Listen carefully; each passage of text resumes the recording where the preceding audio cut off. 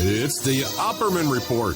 Join digital forensic investigator and PI Ed Opperman for an in-depth discussion of conspiracy theories, strategy of New World Order resistance, high-profile court cases in the news, and interviews with expert guests and authors on these topics and more. It's the Opperman Report.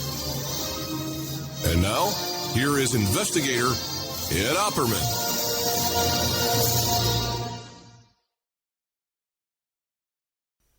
Okay, welcome to the Opperman Report. I'm your host, private investigator Ed Opperman. I'm president of Opperman Investigations and Digital Forensic Consulting, and also emailrevealer.com. This show is brought to you by getthetea.com. This is life-changing tea. No, Life Change Tea, it's called, actually, without the ing. And I wish, I was just talking to somebody on the phone just the other day, and because everybody's laughing at me, bam, I'm going on and on about this tea. I've only been drinking it for a couple of weeks now. I keep a gallon jug in my fridge, and I'm loving this tea. It's helping me lose weight. I got more energy, a little more concentration, a little focus. And I was talking to someone the other day, and they were laughing at me about, I'm always going on and on about this tea. But I says, if you try the tea, you'll know what I'm talking about. As soon as I wake up, it's the first thing I think about is go run and get my tea. Getthetea.com. Okay. We've got a fascinating guest today. I heard him on Glenn Beck about a week ago. And I was one of those interviews where I actually sat in the car and I waited to finish to hear the rest of it. We have with us Eric Kurlander, and he's the author of Hitler's Monsters. And I believe I should call him Professor Eric Kurlander. Is that correct? Yeah, I'm a professor. I teach history at Stetson University. I'm a specialist in German and modern European history. Well, I apologize for that then. Usually in the pre-interview, I always ask, too, do you have a title? But I was a little distracted today, so I apologize. Professor Eric Kurlander. Not to worry. Okay, great. The titles are less important than the work, right? Oh, absolutely, absolutely. And this is really, really fascinating. Now, because I watched that, I guess everybody did, that thing on the History Channel about Hitler and the occult. But this goes way deeper than that, doesn't it?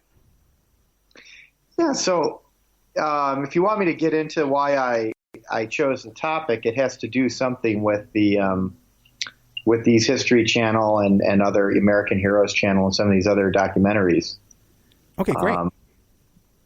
Because I've always been interested in horror films and Pulp Fiction and Lord of the Rings and comic books as a child, like many Americans, Gen Xers, my generation, and then when I became a historian, I didn't really think of doing any scholarly work on it, certainly not in the context of the Third Reich back in the 90s.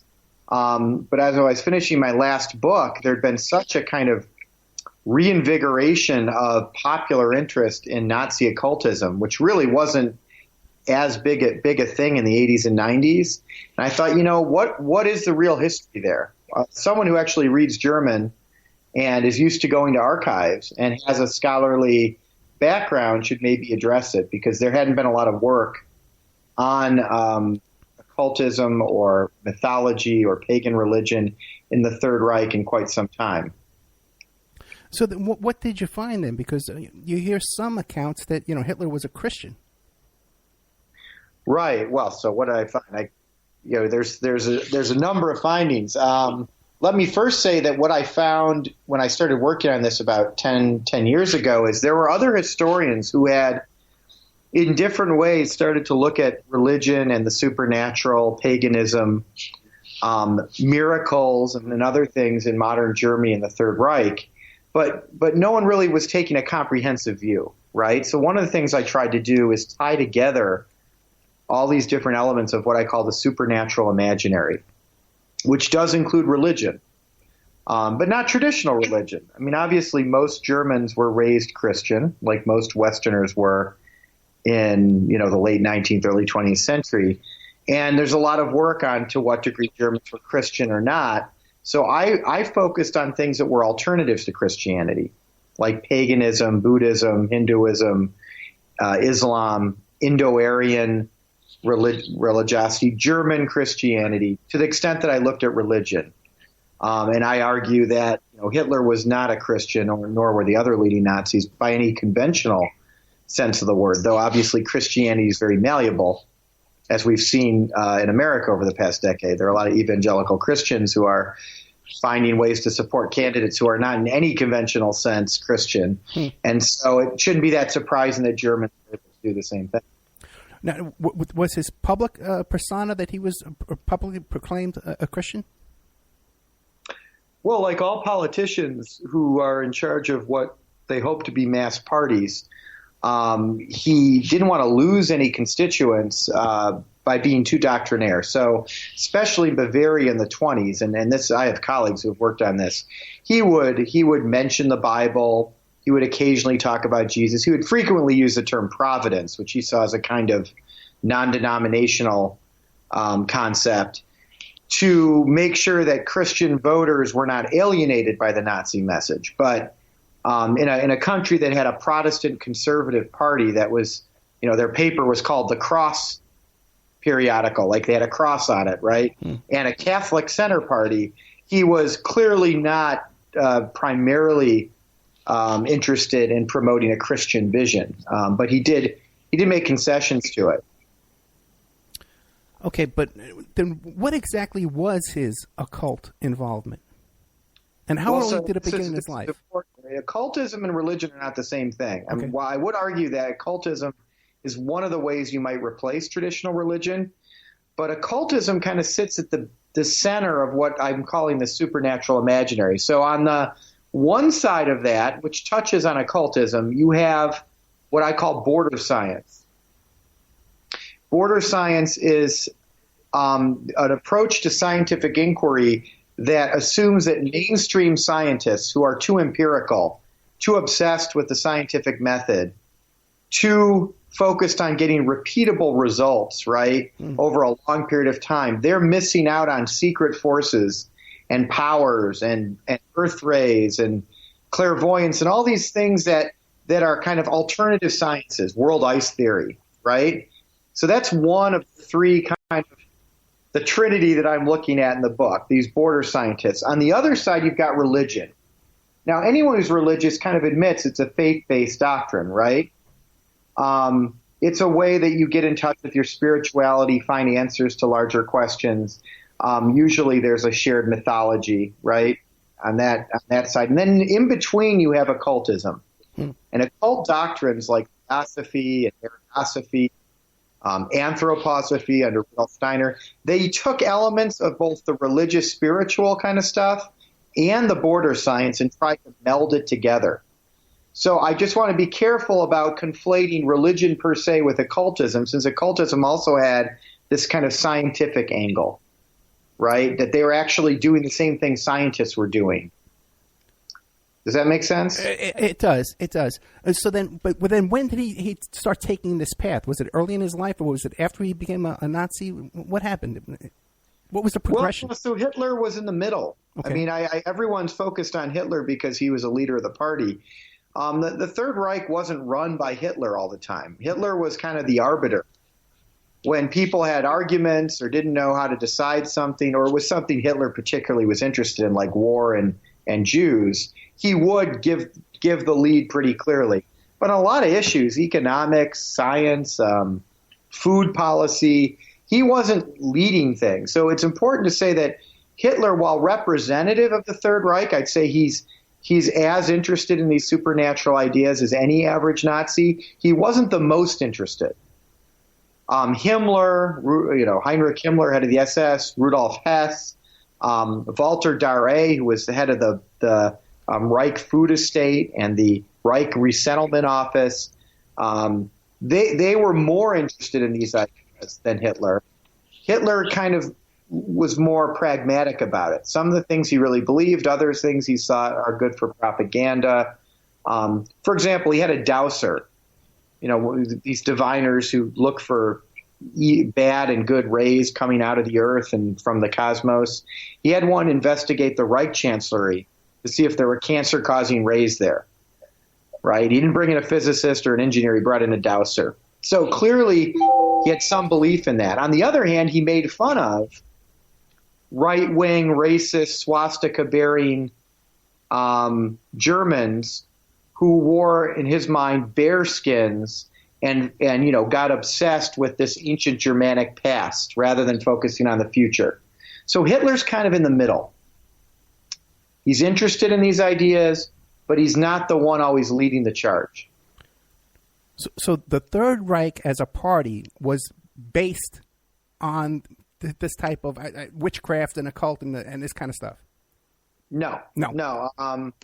It used it, right? Okay. You could write there. There have been hundreds of great books that don't look at a supernatural history of the Third Reich. They look at the economic history of the Third Reich, or the military history of the Third Reich, or the social history of the Third Reich. My argument is that to understand Nazism and the Third Reich, you have to understand the preoccupation many Nazis had with supernatural thinking. But it didn't define everything. And what I show are the ways it did define propaganda, culture, science, religion, even policy, even views on race and space. It's very clear that their reading of mythology, of obsession with an Indo-Aryan Indo-Aryan civilization that was superior to modern civilization in every way, but collapsed thousands of years ago, what we would think of as Atlantis, that's the basis of all of the great Aryan civilizations that came after the Persian, the Japanese, the Northern Indian, the Germanic and Nordic, right? These were not scientific doctrines, but they influenced their view of Jews, of Slavs, and explain why they were okay having an alliance with the Japanese, which, based on eugenics, doesn't make any sense, or modern biology, but it makes a lot of sense if you have this mythological and pagan and kind of Indo-Aryan esoteric view of world history, right? So I'm trying to show the ways that we can better understand Nazism by looking at these, until now, obscure doctrines. I'm not saying that everything in the Third Reich is explained by witchcraft, though they were also fascinated with witchcraft, and we can talk about that. Oh yeah, let's get into that. How are they fascinated with witchcraft? So, to the degree that they were pagan or interested in Germanic paganism, they believed that the real Germanic religion that preceded Christianity was a kind of nature-oriented Nordic paganism, which the Christians had tried to wipe out, right? They tried to convert all the Germans. And anyone who still practiced the old religion, they accused of witchcraft and then tried to kill, right? Now, that's somewhat historically accurate that the Inquisition did go after pagans and heretics. Where the witchcraft becomes important is Himmler starts a witchcraft division of his security service, which does research on all the witchcraft trials. And he's trying to prove two things, or study two things by doing this. One, that what the Catholic Church, which he claims was run by the Jews, and he's not the only Nazi to claim that. Rosenberg and others think the Jews were behind everything bad that happened with Christianity. He claims that they were going after Germanic culture, race, and religion by using the Inquisition as a kind of vehicle. So they had convinced Christians, these Jews behind the Catholic Church and the Pope, had convinced Christians that they should go after paganism and heretics. It was really an attempt to wipe out Aryan civilization, okay? Because he wanted to prove that, he thought his own ancestors had been burned for being so-called witches, he also saw it as a way of studying what the Jews would try to do to the Germans in the present. Because the Jews are never numerous enough to do anything themselves. They have to then somehow manipulate states or governments, right? So Himmler and Heydrich and other SS were studying this also as a form of opposition research. How did the Jews go after us in the past, or after German culture, by starting wars that destroyed German society, by pitting Aryan civilizations against each other, right, in the Middle Ages and the early modern period? The Reformation, think about that, right? So if that's how the Jews tried to destroy Germanic civilization back then, what are they going to do to us now? So it wasn't just a kind of esoteric research project. It had practical goals, that witchcraft is a kind of Ur-Germanic religion that represents the greater Indo-Aryan religions. By the way, a subset of this. So their belief is after Atlantis or Hyperborea or Thule, this ancient Indo-Aryan racially superior civilization collapsed in probably a flood. The high priests had to go to high ground, and many went to Tibet. So how did the Nordic race then infuse or integrate itself with Asian races and create these great civilizations? It fled east. Some of them went to Tibet. They intermarried, and that's where the religion was kind of preserved. So then supposedly in the Roman period, the religion came back in through Persia to Europe, this idea of a Ur-Aryan religion that valued race and purity and Nordic and the sun, the swastika, right? Right. And was preserved by the Cathars. The Cathars, the Albigensians, or this medieval religious heretical Christian sect, which was kind of Manichaean. It believed in evil and good, and therefore they thought Lucifer was actually a positive figure because Lucifer countered Jesus or God, right? You needed good and evil, or you needed heavenly and earthly. That's one reason the Inquisition went after them. Well, for the Nazis, that was the original Germanic religion. So some Nazis sponsored this guy named Otto Rahn, who actually said his ancestors were heretics who worshipped Lucifer, because that was the Luciferian religion that was linked to this ancient Indo-Aryan religion that had somehow been preserved in Tibet. So all of this stuff is connected. I try to show it's connected in the book. Not every Nazi subscribed to what I just said. Many found aspects of it very interesting, not just like reading a comic book interesting or watching a Tolkien movie, but interesting, and this may explain our race, our religion, our civilization. And that's what I find fascinating. This is archival stuff I'm talking about here. This is not made up comic book, right, Captain America stuff. No, this is incredibly fascinating. And I hate to throw you kind of a curveball, and I know the audience is going to laugh at me because I bring it up all the time. But there's this cult here in the United States. It started in the UK called the Preposterous Church of the Final Judgment. And they kind of have that same philosophy that Jesus and Lucifer were brothers. And they also have Nazi imagery and stuff like that in their services and in their worship. Are you familiar with that? Yeah, I've heard of them. And you know what's funny in doing this research? I mean, I am a Germanist, right? I could talk just as fluently about the different divisions in the 19th century German liberals and which one supported the cartel of iron and rye and which one supported Bismarck, stuff your listeners probably aren't interested in. I am not an expert on post-war popular culture or Satanism or California New Age cults, but many people are, right? Or whether David Bowie got into Satanism. And I've gotten emails, had really interesting exchanges with people since the book came out who are fascinated with these connections and will insist, and I don't think they're completely wrong, that many British and American and certainly Scandinavian and German artists, intellectuals, whether directly by hanging out with people like Julius Evola, this Italian fascist who also worked with the SS, or indirectly reading Aleister Crowley or with Process Church, somehow imbibed some of these same ideas. And my argument to them is it's not that they got it directly from the Nazis, but some of them did. It's that the fascination with all of this stuff that occurred in the late 19th century, right, when you see, Bulwer Lytton's The Coming Race and Madame Blavatsky's Theosophy, all this kind of science fiction and neo-Masonism and fascination with the Knights Templar, all this starts to come back in the late 19th, early 20th century.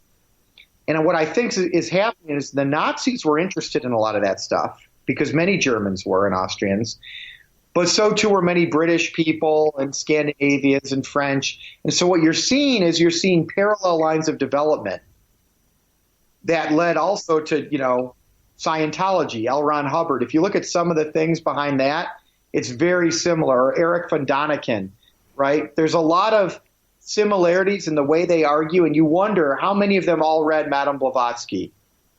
How many of them read Bulwer Lytton? I'm assuming there are common antecedents here, which explain these odd parallels. Though I'm sure some of them also read Himmler and Otto Rahn. I don't know that they got it from the Nazis. I think they got it from a similar cluster of ideas that were very popular in the early 20th century. We got to have you back for a couple hours, a couple of more hours. I am so fascinated by this, and I love your presentation too. We're with Professor Eric Kurlander. He's the author of the book Hitler's Monsters. Just fascinating work here. We'll be right back after these messages with more of.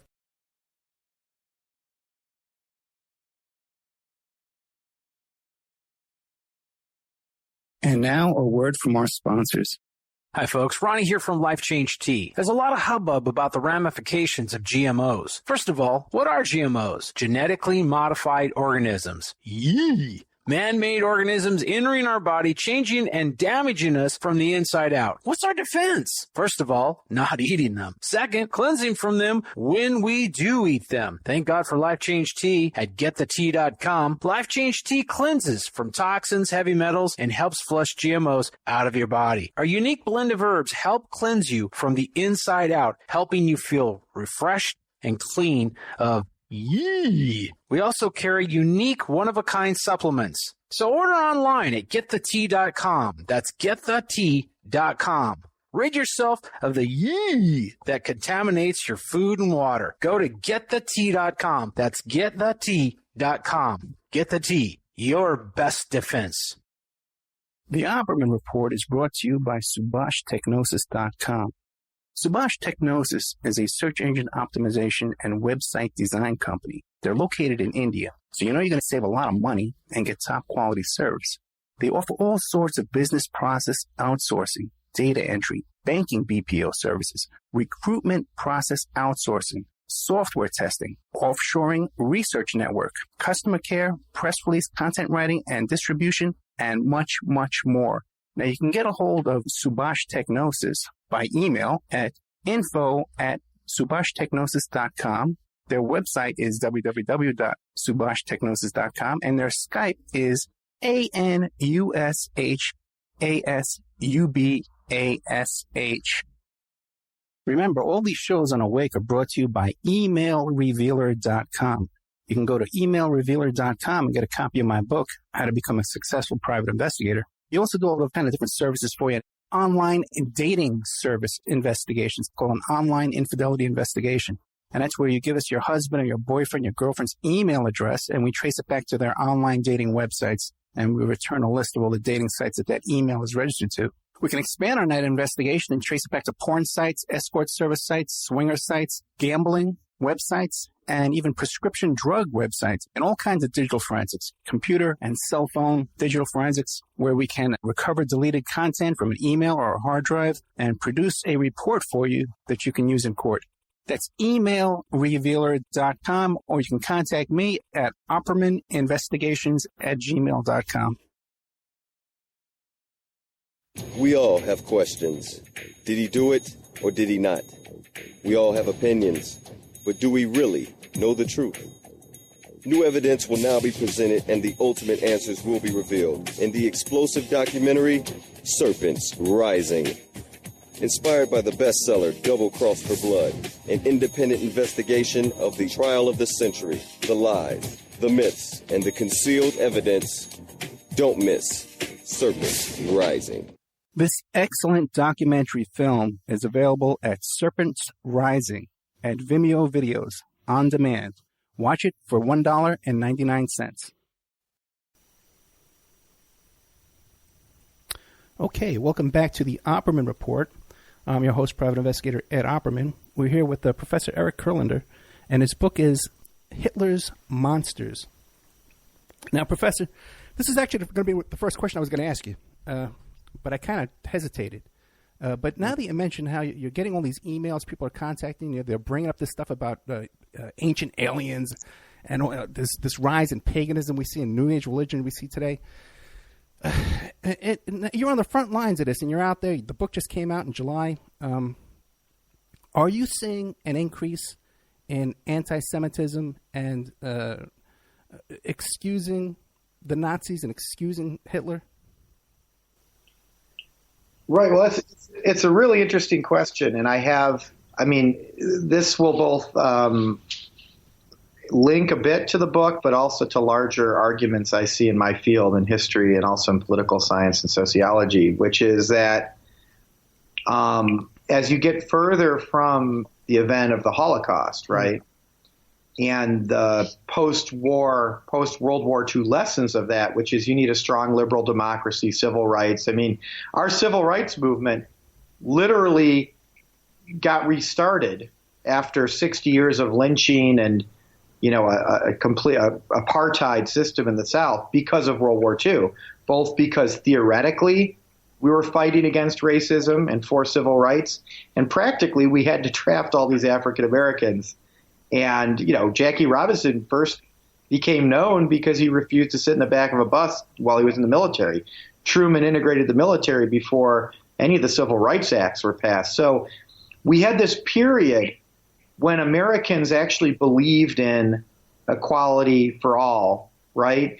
It was part of why we fought in World War II, was against Nazism and fascism and Japanese racism and oppression. And that lasted for a generation or two, right? Mm. But these Americans, just like Germans and Austrians and Europeans, who you also see moving towards the alt-right, they didn't grow up with that. They don't remember it. They didn't inculcate those lessons, right? So, like many people frustrated with liberal democracy, which is hard, lots of different people who look and act differently and speak different languages. You're supposed to share everything with them and pay taxes. And, that's a relatively rare thing in human history. And it takes hard work. It takes a high level of education, a relatively wealthy society, strong middle class, a working class that can afford to have a decent life. And that's breaking down in some ways. And so the natural reaction is to then blame other countries and internal enemies, which is what fascism did very well. So what I think you're seeing, it's not anti-Semitism is one of the traditional vehicles for that in the West. In Asia, it's not anti-Semitism, right? It's something else. So I'm just saying that the reason my book is relevant is I'm explaining one of the vehicles by which the fascists were able to convince people to follow them. And that included a high level of supernatural thinking or supernatural arguments, conspiratorial views of the world, blaming secret societies when you, in fact, are organizing yourself along those lines, right? Think about the SS, their black shirts and their rituals and their Grail Castle. That we are definitely seeing on a global level. And you're seeing many of the same patterns. And I don't think people understand the way they're being drawn into it, just like, the one lesson we have is history, right? As Marx once said of history, Hegel got it wrong. Marx loved the philosopher Hegel, who talked about a dialectic and history is always moving forward. We said Hegel got it wrong. He says the first time something happens in history, it occurs as a tragedy. The second time is a farce, right? So the first experience of fascism and all what we now call the alt-right, no one could have predicted that. That was a response to World War I, a desperate, new search for meaning, a new faith, wanting to protect your own ethnicity, your own religion against other people in the middle of a Great Depression, right after a war. And as terrible as it was, we can kind of explain why it happened. For me, what's inexplicable is how could people in the same societies that fought World War II, to come back to where I started this answer, be going through the same patterns without a war and without a depression, right? Not at the level of what we had in the 20s and 30s. And they're doing the same things. And these are people who think they're patriotic. They think they care about the American Constitution or the British Constitution. Think about what the British did in fighting against fascism and for civil rights and liberal values and helping create the EU. And look at what half of the British are now voting for. Look at what half of Americans are voting for. So that's scary. And I think if you read my book, you see one of the ways that fascist parties are able to get people to do these things. So yes, there is more anti-Semitism, racism, anti-Islam sentiment, anti-Hispanic. In Europe, it's anti-Algerian, anti-North African, anti-Turkish, and anti-Semitism, of course, right? With the parallels being so stark, do we have any hope? Do you see history repeating itself? Well, it doesn't work. I mean, that's what I show in the book is when you're not actually solving any problems, as Adorno, a famous philosopher, German philosopher of the 20s, said, all that occultism does is it makes people think they're understanding the world better than everyone else, but it's not solving anything. It actually removes any of the empirical reality from the table because occultists don't care about empirical reality and makes it impossible to solve problems. It's a faith-based kind of science, right? It's almost as bad as in that sense of trying to solve problems with religion, which you can't do. You can't solve a tariff policy by reading the Bible.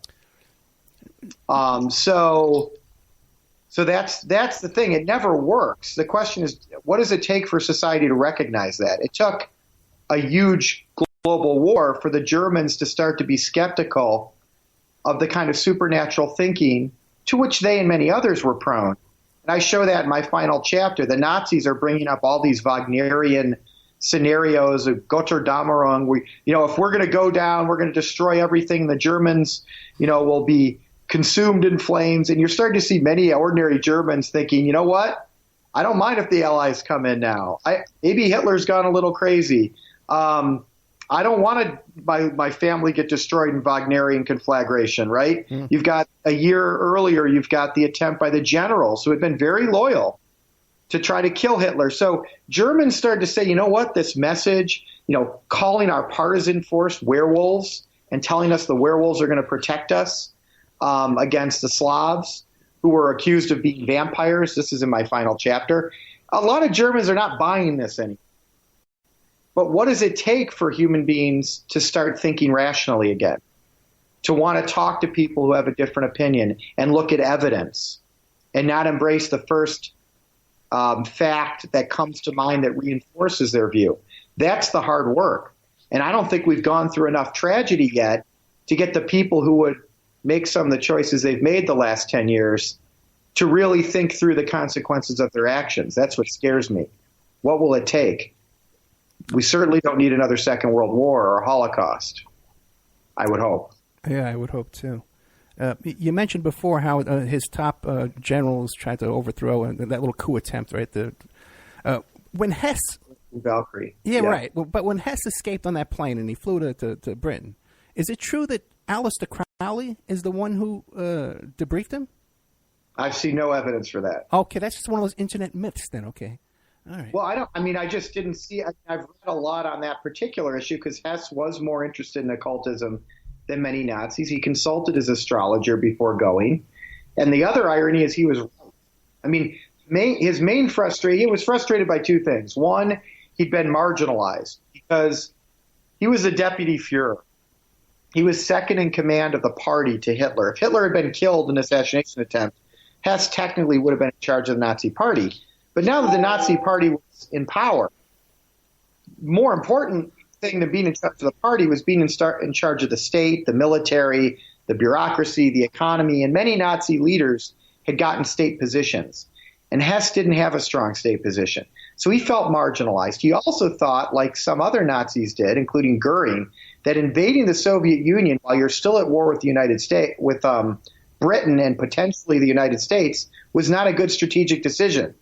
So his thinking is, because he knew by May that they were going to do it no matter what, is he's going to fly to Britain and convince the British to make peace before Hitler invaded the Soviet Union. Instead, they saw him as a crazy person, arrested him, embarrassed Hitler, who then, because Goebbels and Rosenberg and Bormann all said, well, the reason he did it is he's into astrology and these crazy ideas. Hitler said, okay, go ahead and arrest occultists then.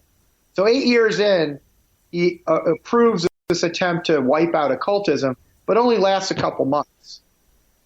The reason it only lasts a couple months, as I show in the book, is so many Nazis are interested in those ideas, they don't know who to persecute or how much. they don't want to kill everyone who practices astrology or dowsing or world ice theory, because so many Nazis are interested in those things or think they're productive ways of creating propaganda or locating enemy battleships. So they end up arresting 100 people, many of whom are then taken out of concentration camps to work for the SS a year or two later. So my point is, again, the Nazis persecute occultists. They persecute lots of people. They kill members of their own party. But it's not a sign of them rejecting it. It's a sign of them being frustrated with Hess and then not quite knowing where to draw the line. What about since they were doing witchcraft and astrology and divination, all these different kinds? Did the Allies on the other side, because we had Crowley over there in the MI6, right? Were we also dabbling in these things as a countermeasure? So that's a great question. And again, I'm not a historian of the United States or Britain. Right. I was going to preface it with the question. What I know from my research is the British had some Central European astrologers producing propaganda to drop in Germany because they perceived Germans as being susceptible to it. The Germans were doing the same thing, Schellenberg and Goebbels, because they seen what worked in Germany and seen how important it was to control what astrologers were saying, thought, well, the French and the Belgians and the British will be susceptible. But there's no evidence they were as susceptible. So they spent lots of time coming up with, for example, Nostradamus prophecies about how basically a great German leader was going to, was destined to take over Belgium and France. And then they started throwing out pamphlets right before they invaded. I've seen no evidence that that actually affected French or Belgian morale. The British had almost no, you don't have Churchill and Clement Attlee and Anthony Eden discussing at lunch multiple times, which miracle weapon or which astrology periodical are they going to use to, help win the war. But I have evidence that Goebbels met with Himmler and Hitler and said, I've been reading Nostradamus. This is great stuff. And Himmler and Hitler saying, yeah, you should use that as propaganda. So it's a question of scale.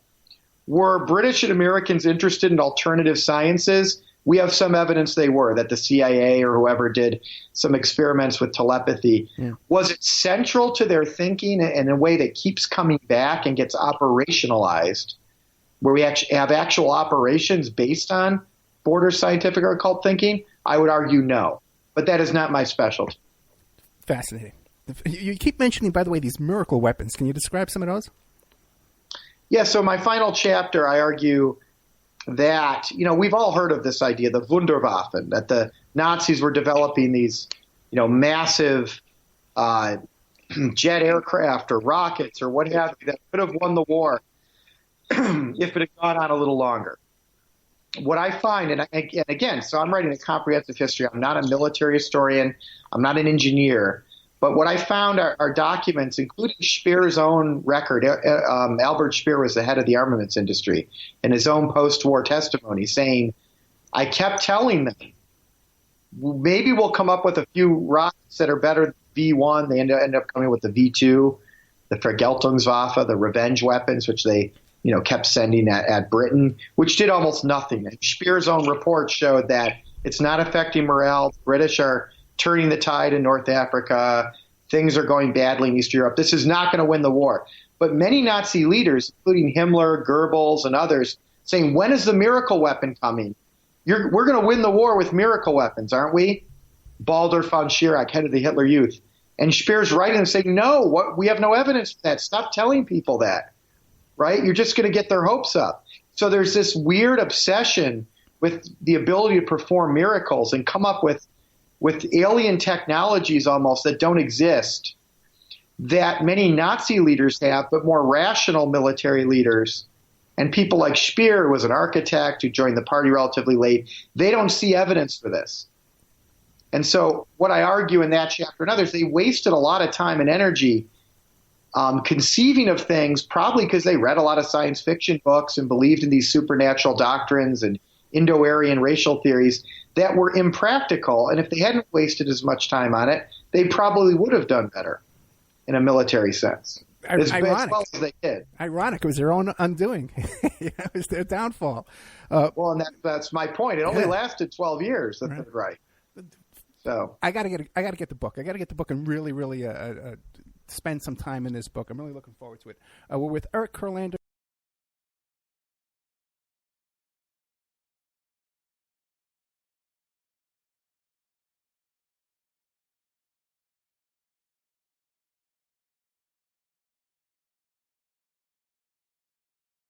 And now a word from our sponsors. Hi folks, Ronnie here from Life Change Tea. There's a lot of hubbub about the ramifications of GMOs. First of all, what are GMOs? Genetically modified organisms. Yee! Man-made organisms entering our body, changing and damaging us from the inside out. What's our defense? First of all, not eating them. Second, cleansing from them when we do eat them. Thank God for Life Change Tea at getthetea.com. Life Change Tea cleanses from toxins, heavy metals, and helps flush GMOs out of your body. Our unique blend of herbs help cleanse you from the inside out, helping you feel refreshed and clean of yee. We also carry unique one-of-a-kind supplements. So order online at getthetea.com. That's getthetea.com. Rid yourself of the yee that contaminates your food and water. Go to getthetea.com. That's getthetea.com. Get the tea, your best defense. The Opperman Report is brought to you by SubhashTechnosis.com. Subhash Technosis is a search engine optimization and website design company. They're located in India, so you know you're going to save a lot of money and get top quality service. They offer all sorts of business process outsourcing, data entry, banking BPO services, recruitment process outsourcing, software testing, offshoring, research network, customer care, press release, content writing and distribution, and much, much more. Now, you can get a hold of Subhash Technosis by email at info@subhashtechnosis.com. Their website is www.subhashtechnosis.com, and their Skype is ANUSHASUBASH.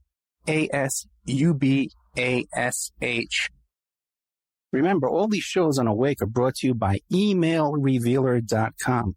You can go to emailrevealer.com and get a copy of my book, How to Become a Successful Private Investigator. You also do all those kind of different services for you. Online dating service investigations called an online infidelity investigation.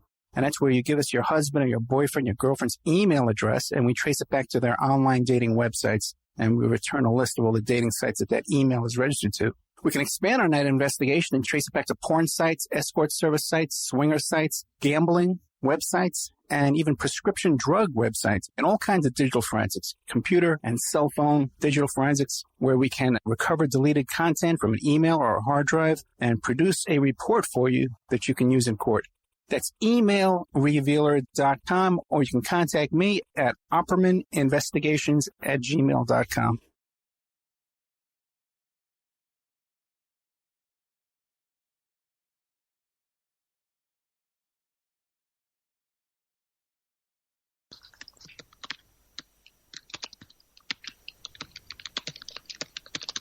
Okay, welcome back to the Opperman Report.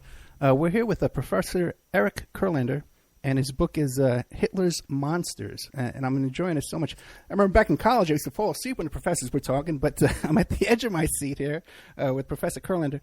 A couple of questions for you. Again, a little bit off curveballs. One is, what about all these, you hear these stories, these allegations of rampant homosexuality in the Third Reich? Well, okay, so I can reflect on this both in the context of the book and the wider what we call historiography. So first of all, in the book, there is a Nazi astrologer named Karl Heimsoldt who hangs out in the same kind of Berlin, I don't know what, demi-monde, underworld, the dance clubs and jazz clubs, where Josephine Baker would come, and it was a very liberal atmosphere in Berlin in the 20s. And he was friends or became friendly with Ernst Röhm, who was the head of the stormtroopers and who was gay. They're both gay. And they would exchange letters talking about whether, one, using occultism or scientific astrology, you could determine whether someone was gay or not. And then two, whether being gay actually enhanced your ability to work with other men in politics and military settings. So I talk about this in the book. This is a real chapter in the history of Nazism where you've got the head of the stormtroopers who was openly gay, more or less openly gay, talking with a gay professional astrologer and also a medical doctor about whether you could, identify people who might be gay and whether that was actually an advantage in creating a fascist movement. The first gaydar, right? I guess. Fascinating. Also interesting, and this ties into what I was saying about occultism. Yeah. The Nazis were fascists, and they were more radical fascists than Franco or Mussolini, which means they didn't go out of their way to, give due process to people who pissed them off or disagreed with them, right? We understand what fascism is. So when you're looking at what Third Reich or the party did to people who disagreed with them, embarrassed them, or didn't fit their racial community, you're expecting violence, arrests, prohibitions, right? Legal restrictions. You have to have that in mind when you try to then gauge, were the Nazis this or that? It's the opposite in a liberal democratic society. You might totally disagree with something, but your natural proclivity is they have their rights, they have due process, right? So why do I give you that context? Because they did persecute homosexuals. There's no question. But when you look at the degree to which they literally killed millions of people, they were not particularly interested in getting rid of homosexuals. What they were frustrated by, especially after they took power, is any milieu, whether it's the occult milieu or the gay milieu, that's separate from the racial community. So if you're hanging out in jazz clubs and gay communities and not joining the military, not getting married, not having kids, not wearing a uniform, not acting in a masculine way, that's a problem in the Third Reich for being a racially pure military masculine community with clear gender roles.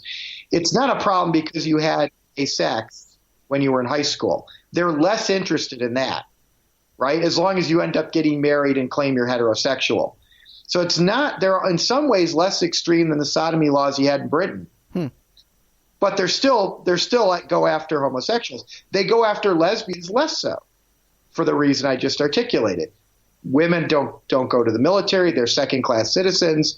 So if women are caught doing something untoward, they were a little less likely to start a legal proceeding or kick them out of whatever they were in. And by the way, I mean, Goering, Himmler, Hitler, all were aware of subordinates who were gay, and until they were forced to or it was convenient to do so, when they no longer liked the person, they often never brought it up. So I'm just, and in the context of my book, it's interesting that you've got the head of the stormtroopers writing letters to a gay Nazi astrologer. But so I would simply say that by the standards of being fascist, the Nazis were not particularly out to get gays and lesbians, though they went after them too. So many contradictions, Well, they're not traditional conservatives. Let's put it that way. Right. Fascism is an attempt to take elements of the left and elements of the right to create a kind of authoritarian, populist, nationalist, anti-immigrant, pro-military society. It's not inherently conservative. There are conservative elements, and the people who voted for the fascist parties in Europe back then, and I would argue if you call the alt-right, the same thing now, tend to be the same people who voted conservative, but it doesn't mean that their arguments or their ideology is identical with being a conservative. I want to be clear about that. And in that sense, clearly conservative, religious people, Christians, are very critical of homosexuality. The Nazis were pragmatically critical of homosexuality. Any evidence of Hitler being involved in the hotel business? No. Okay. Why did you raise that up? Why did you raise that issue? Trump. Trump. Oh. It was a bad joke. I got it. That was both a subtle and unsubtle way. I don't think Trump is a fascist in the conventional sense. I don't think he believes in any of this stuff that holds his coalition together. I think many people who vote for him are embracing certain ways of thinking, which is what made fascism successful 100 years ago. They don't think they're fascist. They wouldn't say, yeah, I'm a fascist. Fascism works. Why do we need multiple parties?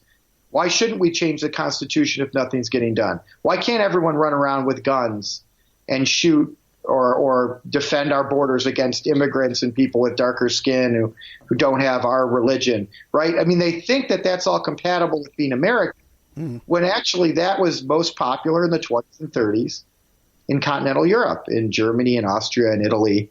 But I don't actually think Trump is from New York and has a Jewish son-in-law and has hung out with lots of Jewish friends and businessmen and went to the Clintons' daughter, or actually the Clintons went to his daughter's wedding. I mean, I don't think he believes in this stuff. I think he's a winner, right? He just wants to win and succeed. And if he has to dog whistle nasty things to get elected, he would. If he were running as a Democrat, who knows? He probably would have said he's for single-payer health care. That's my view of Trump. Very true. Just the other day, he was saying he wants to seize weapons. Well, anyway, let's not get too far. Exactly. We're talking World War II. Now, right. I'll get lynched if I don't ask you these kind of questions. But what about the search for the Holy Grail and expeditions to find Atlantis? Did that stuff really happen? Yes. Oh my God. Both of those things. So here's what didn't happen. There was no attempt to use the Spear of Destiny or the Ark of the Covenant to try to win, to inspire faith in the troops and win battles or what have you. There was, and I mentioned this guy already, Otto Rahn. Otto Rahn, speaking again of homosexuality, Otto Rahn was a closeted gay, perfectly well-meaning, nice guy, archaeologist and philologist, young guy in his 30s, who happened to become fascinated, like many Germans and Austrians and some French humanists as well, in the Holy Grail. And he met up with some French occultists in something called the Polar Society before the Nazis came to power, and went down, remember I mentioned the Cathars earlier, went down to Montségur, which is the supposed place where the Templars hid the Grail in the 12th or 13th century, and did some research in some caves and wrote a book about basically the Crusade for the Grail, I think was the title, about how he did this research and he thinks here's what the Grail is and here's where it came from and here's what it means. And there was a review of the book in the Frankfurter Zeitung, a big liberal paper actually, and Himmler read it apparently in 1933 or 34 and said, this is fascinating, let's find this guy. So they find this gay, relatively non-Nazi philologist, hire him, give him a bunch of grant money. He starts working with this guy, Karl Maria Villagut, who thought he was related to Thor, a cultist guy who works for the SS. And he starts doing research on a second book, and that's the book called Lucifer's Court, where he lays out this whole idea that the Germanic culture in the Middle Ages was Luciferian, based on this ancient Indo-Aryan religion and the history of Atlantis. And Himmler loves it and starts sending it to all these SS. He gives copies to Hitler for his birthday with special leather-bound copies. Werner Best, a high-ranking SS leader, I have a letter in the archive. 1943, 4 years after Otto Rahn commits suicide, he's asking for a copy for his library up in Denmark. So they were searching for the Holy Grail. They published books about the Holy Grail. Himmler even asked for a few thousand to be sent to the Western Front to inspire the Germans who were fighting in France. I don't know why he thought that would inspire them, but he wanted to distribute copies of this Lucifer's Court about the Holy Grail and it's being at the center of a Germanic religion. So that's true. That happened. Incredible. Real quick, because we're running out of time. What about, did you come across anything like about blood sacrifice or sexual ritual abuse of children? That kind of stuff? No, nothing. Okay. No, in fact, one of the SS, so ironically, one of the famous SS doctors who conducted all these bizarre experiments, and as I argue in my 8th chapter, one reason they conducted the bizarre experiments wasn't just out of inhumanity or torture. They really thought that if you froze people from reading, so for example, Himmler ordered one of these guys, Sigmund Roscher, to freeze people and see if you could revive them. Right, which would be helpful if you're high altitude, a pilot or whatever. So it didn't work. So Himmler said, well, in the fisherman's wife, that Grimm's fairy tale. Human warmth seems to actually work. Why don't you put like a warm prisoner or Jewish person or Slav in with the basically dead frozen person and see if it works? And the doctor, Rasher, is like, sure, why not? Sounds good. And he even filmed this stuff. So my argument is they're not just, sadistic criminals. They actually are, some of their experiments are because they believe in these bizarre border sciences and fairy tales, right? But well, you mentioned kids. His wife was apparently nuts and was kidnapping children and claiming they were her own. I think a couple of them died or something like that. When the SS found out about this, they arrested her and eventually her husband, and he got kicked out and wasn't allowed, I think he was put in a concentration camp. So at least when it comes to, like molesting or kidnapping children, the Third Reich had pretty conventional mores. Unless, by the way, you're talking about taking Aryan children who don't have parents anymore and bringing them to the Third Reich to raise them as German. That was a Lebensborn program. Okay, one last question. What about you hear about these stories about traveling to Antarctica to look for an inner Earth world? Did they do that kind of stuff? Right, yeah. So there are these two theories, right? World ice theory, which is the idea that everything was made out of ice a long time ago. There were moons of ice orbiting Earth and giant ice, asteroids made out of ice. And when they would smash into the Earth with each other, all the great kind of cosmic events would occur, including floods and whatever killed the frost giants. And Hitler and Himmler believed in world ice theory. They actually read books on it. They gave honorary doctorates to people who propounded this crazy idea, which is one mainstream geologist said, during the early 20th century, said, if you took world ice theory and you just replaced it with olive oil, any place you see the word ice, it would be no more or less plausible. That's how silly the doctrine was. That was very popular. What you're talking about is called Hollow Earth theory, right? Which also comes out of this 19th century science fiction, kind of new agey, occult milieu. That it was less popular in the Third Reich. And I think it's another one of those things where because it's associated with world ice theory and these other ideas, people just assume, and it gets repeated in non-historical documents, that the Nazis were interested in it. I did find some evidence that the Navy might have experimented with certain kinds of radar techniques or something because they thought the Earth was curved in a certain way and hollow underneath. But that's from Willy Lai, who was a not a terribly reputable source. He was a German physicist and science writer who fled to America. I haven't seen archival evidence of hollow Earth theory or a belief in it per se. I'm not saying it doesn't exist. I'm just saying that we have so much other stuff, hundreds of documents showing these other things. I don't know why people are obsessed with hollow Earth theory, other than if you're already obsessed with occult ideas, you just assume everyone else is, right? So right. I appreciate that you also you disclaim things too. That's even better. Okay, Professor Eric Kurlander, I can't thank you enough. This was a fascinating show. I really enjoyed this. I'm going to run out and get the book, Hitler's Monsters. How can people find you and get a hold of you if they want to book you something like that, or they want to send you? Well, like you find, my email, my university email, ekurland@stetson.edu. You can contact me there, or on the as Facebook. You found me through Facebook. I prefer my work email. That's if it's a professional engagement. And by the way, as a kind of coda, I've gotten lots of emails from lots of different people. I mean, dozens, hundreds, I don't know. I did get, after you mentioned Glenn Beck, I did get one email from someone.